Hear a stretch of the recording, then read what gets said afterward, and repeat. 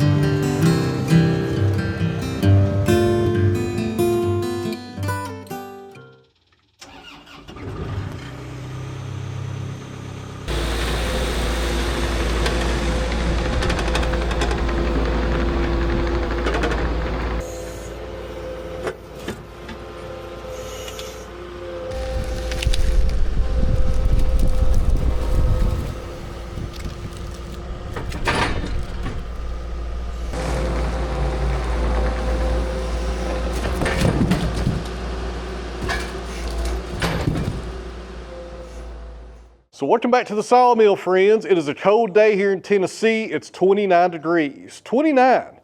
Now, why am I fussed about the weather and being 29 in the wintertime? Well, here's the reason why. It was Christmas just a few days ago, and on Christmas Day, it was 62 degrees.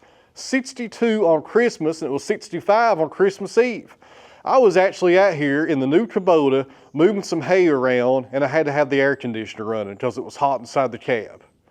That's odd for this time of year, but now it's back down to normal. 29 today. I think tomorrow's supposed to be 43. So friends, I've not been down here at the sawmill since Christmas, to be honest with you. And the last thing that I sawed were these monster maples. We did a few videos back that had tons of metal in them. There was nails in almost every slab on this log, but my goodness, they're nice. That one right there on top is almost 31 inches wide. Really nice stuff right there. What would you guys make out of this? I'm thinking probably a dinner table or maybe a nice desk. I don't know, they're 9/4 on the thickness. Man, those are nice. But anyways, I'm stacking these up for air drying over here on this pallet. And as you can see, one slab pretty much fills up one row on the pallets. The pallets are 4 feet long. So I'm having to put some dunnage in here on the other side to fill up that space so I could have some nice proper pallets that will dry evenly and the weight will be distributed evenly through the stickers. And also guys, when you're stickering your lumber, 16 inches on the spacing. That works out perfect. Some guys do it wider. I think 16 inches is the way to go because Robert Milton says so. And if you're wondering who Robert Milton is, if you're into sawmilling, go check out his channel. It's called Hobby Hardwoods Alabama. I'll leave a link down below. He's one of my best friends. We talk every day, even on Christmas. And it's never about sawmilling though, but when I do have a question about it, he always has a good answer. Go check him out. He puts out some good videos. Once again, there's a link down below. And this is not sponsored by Hobby Hardwoods Alabama. Although if he does get a few thousand subscribers from this, he ought to at least send me some coffee up here. Hopefully you're watching, Robert. So over here on the sawmill, we got a white pine. It's 12 foot long. I only need an 8-footer, but we'll go ahead and saw it at the full length. Then we'll cut it down to size. And this log has a ton of issues on it. It's been on the ground for who knows how long. There's some wind shake here on the sides. But for dunnage, none of that matters. It's going to serve its purpose. It's going to be the best log I have for dunnage right now because it's the worst log I have. We need at least 3 9/4, maybe 4-inch wide boards out of this, and that's all that it needs to do. And we should get more than that out of this log. And guys, on the sawmill today, we're running a brand new Maine Silvertip Turbo 7. I got to put that on here in just a minute. And if you guys want to try those blades out, call Maine. His cell phone number is always down in the video description. While we're at it, let's check on the sawdust bin. And it's looking pretty good. I thought it might be full, but it's not. It kind of builds up right here. So every other log, you have to come down here with a shovel and kind of stoop it over. Not a big deal. And this thing right here works out good. I do have the other hopper. You guys have asked me about it. I kept that thing. And it is a lot bigger. But when I use this one, I got to take the pallet forks off the skid steer, come over here, hook it up, go through a little bit of trouble. When this thing gets full, you just jump on it and go. And it works out pretty good, and I like it.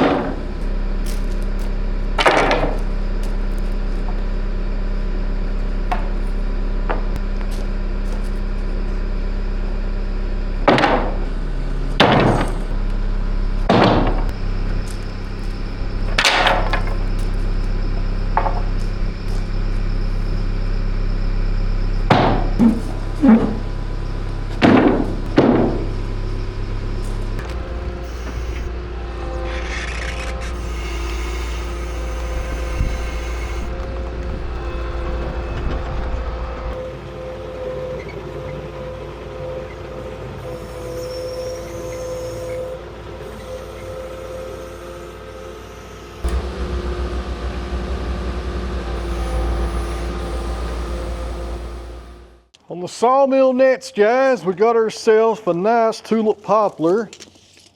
20 inches right here on the operator's side.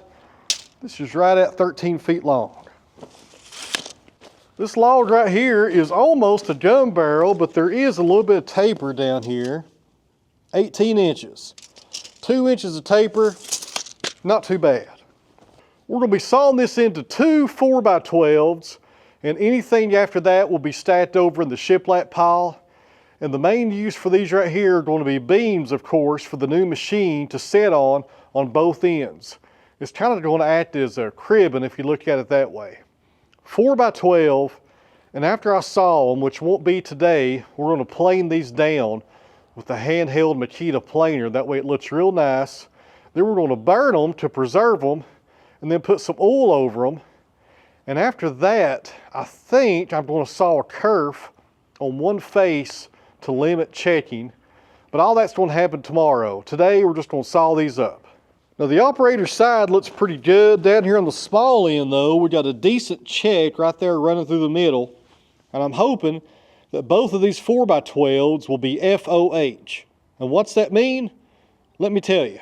FOH means free of heart, which means the pith and the juvenile core is not anywhere inside of what you're sawing. That's real important with beams. If you can get them free of heart, they're more stable and they'll check a whole lot less. So, having said all that, if you're new to this channel, the heart or the pith is right there, and the juvenile core is the first 15 to 20 years of growth. If you can get that outside of your beam and cut it right up here or down here or wherever, your beam is a lot more stable. And for you guys out there that are running sawmills and you're cutting posts and beams for timber framers or for barn builders, if you can get them free of heart, they'll come back and buy from you every time because those timbers are a whole lot more stable. Most people just get a smaller log and center the pith, but if you can get it free of heart, it's a whole lot better.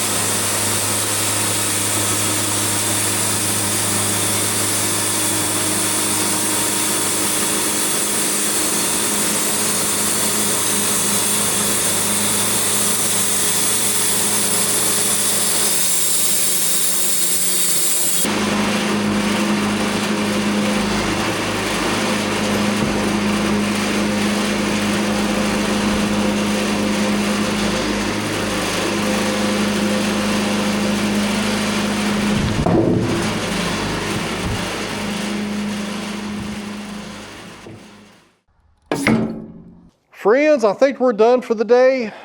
It's actually New Year's Eve, and I'm not sure when you guys will see this video, and Bruno's got plans for us tonight. So I gotta head up to the house. And what we're looking at right here is 12/4. It's pretty wide, probably 20 inches or so, and it has the pith right there in the middle. So tomorrow we'll probably put this on the sawmill. It's already on the sawmill, Nathan, my goodness. We'll probably flip this up sideways and get rid of the pith totally, and maybe do some more dunage 9/4 pieces out of these sides right here, because I'm always going to need them for these slabs. And that will be a good use for this poplar right here. I did get my 2 beams done, and they're both free of heart. Right there are those. And they're a little bit over 4 inches on the thickness because I'm going to plane these down. And tomorrow we'll come out here as well and get rid of the bark on both sides and get this down to about 12 1/4, because I'm going to plane all 4 sides of these beams right here. And then we'll burn them, we'll put a relief cut in them, we'll cut them to length, anchor seal them, all kinds of stuff tomorrow. We'll get these things actually finished tomorrow and ready to install for the new machine to set on. So that's coming up in tomorrow's video. And a few boards right here. These are jacket boards or side lumber. It came off that log. Run these through the edger as well. And we'll turn these into shiplap after they get run through the kiln. And as far as the new machine goes, it is here. And if you guys really open up your eyes, you may see it in these videos. To be honest with you, I'm not doing a good job of hiding it down here. You probably rewind this one and you might see it actually. But anyways, you guys will know all about it here pretty soon. I'm going to try to assemble it and get it done and then show it to you guys once I get it running, which hopefully should be within 4 or 5 days from now. Once I get these end beams, my goodness. Once I get these beams done tomorrow for the end stands, I can start assembling the whole thing, and it shouldn't take 2 or 3 days to get it done. Friends, let me share something else with you here while I got it on my mind. The new machine will sit right here, and I'll go ahead and tell you the size of it, 10 by 24. So 10 feet wide, 24 feet long. And since it's going to be sitting here, this opening right here is going to be closed off from being able to drive in on this side, which is just fine. It stays pretty wet back there. It's not like I drive in there anyways. But since the machine will be sitting here and I have the metal on hand, I think I'm going to go ahead and close up this wall right here.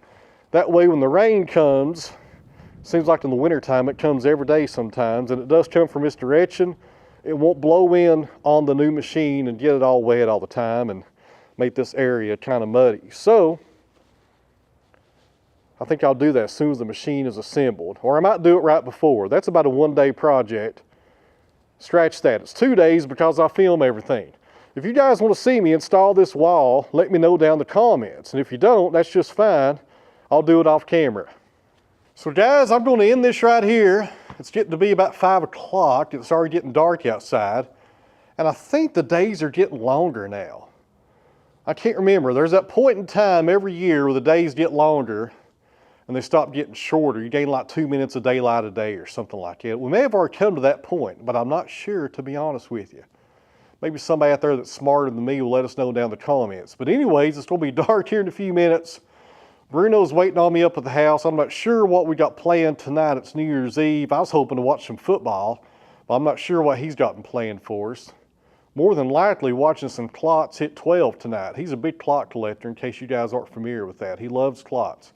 But anyways, guys, thanks for watching. I really appreciate it, and I'll see you guys back here tomorrow. We're going to take this poplar, we're going to burn it, we're going to cut some curves in it, talk about trying to get it to not chet so bad, and maybe put some oil on it as well, maybe some boiled linseed oil. So you guys hang in there, and I'll see you back here tomorrow.